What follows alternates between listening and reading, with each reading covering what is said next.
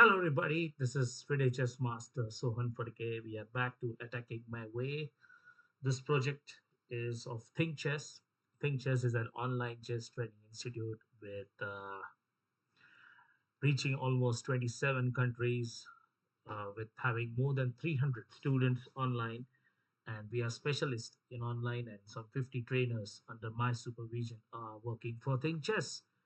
So this is my beloved series, Attacking My Way, where I can explain the themes of attack in my own way with some beautiful titles which will help you to remember in your own games. So this position is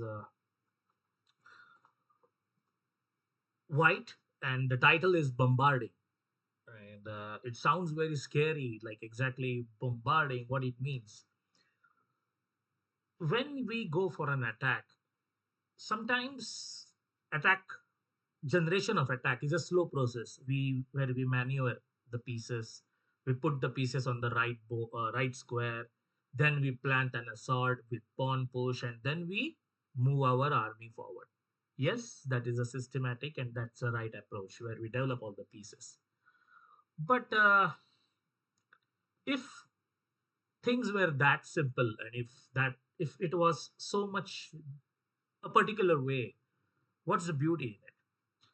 So in attack, sometimes you get too much time to regroup your pieces because your opponent is helpless, and it's about just about you to attack. But most of the times, time is a very important factor. Sometimes game is won with just half a move. Means if your opponent had only a half a move away from defense, and that's the reason this theme called bombarding comes into play, where we hit the target continuously, where your opponent gets no time for breathing, and in swift way we maneuver our forces and we destroy the enemy king. So this is a very swift attack mode where there are no options for black remaining, or I would say the other side who is on the defense, where he can bring some forces because you don't give a single second to breathe. So let me explain. So this is a position, it is white who is attacking, and yeah, but don't don't forget, black is about to queen. White's king is also weak, but it is white's turn to play, and our job right now is to not allow a single second, or I would say even half a move for black to come for the defense. And here the theme bombarding comes into play, where we hit the target continuously, where he doesn't get any time. So, not allowing a single time, a single moment of time is our idea. So, white's turn to play. Please think, what will you do? There can be multiple ideas with queen f7 and all, but I think it shouldn't work on account of, I think you can make the queen, that's very important. And I think something like yeah, I think h6 or something might come into play, or even h5. I think I can play h5 maybe. This sounds possible. So white has a very strong idea, and white is going to win the game very swiftly with the use of the theme bombarding. So we have to be swift. So the move is rook at 7 check. It has to be played. King takes. And now there are two options again.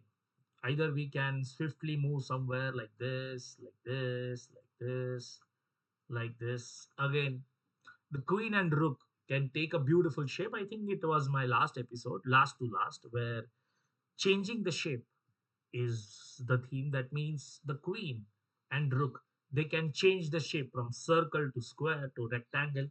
So they are the most dynamic pieces on the chessboard.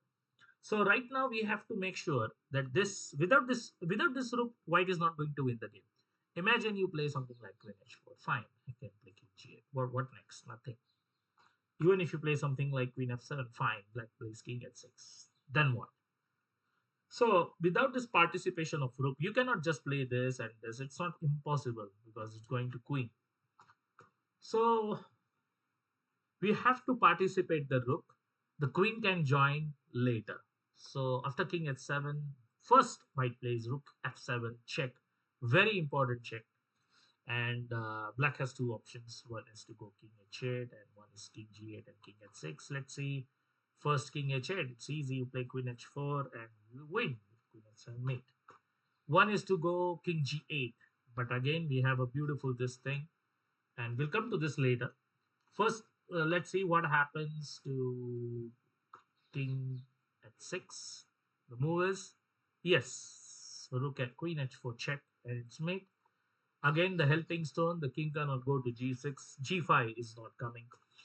And one last idea of black can be to play king g8. Here it looks as if there is no mate. Perhaps because I can just block with rook e6 or queen e6 if the rook moves. But we can break the communication. Please do watch my earlier episodes of Attacking My Way, Breaking the Communication. We have broken the communication between these two, and suddenly, if he goes here, we again have this open gate with queen h4 and mate.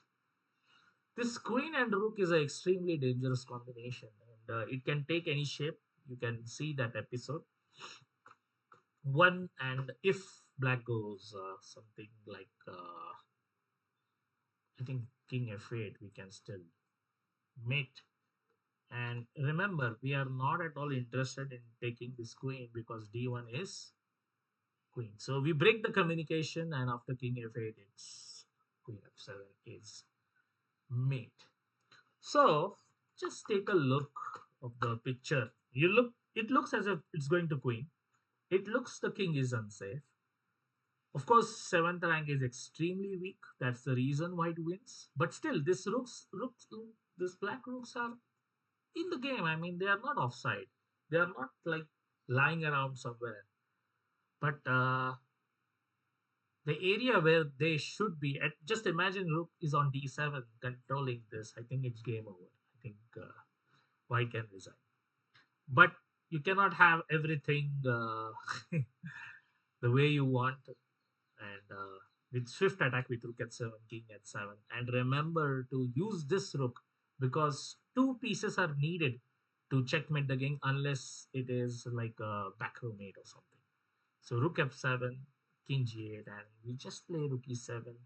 We make sure that the communication is broken and we follow the beautiful checkmate. So bombarding the swift attack is very important, and for that you need to have the courage to look at these variations. You cannot just slowly keep on attacking and piling up the force. Of course, that is one of the way.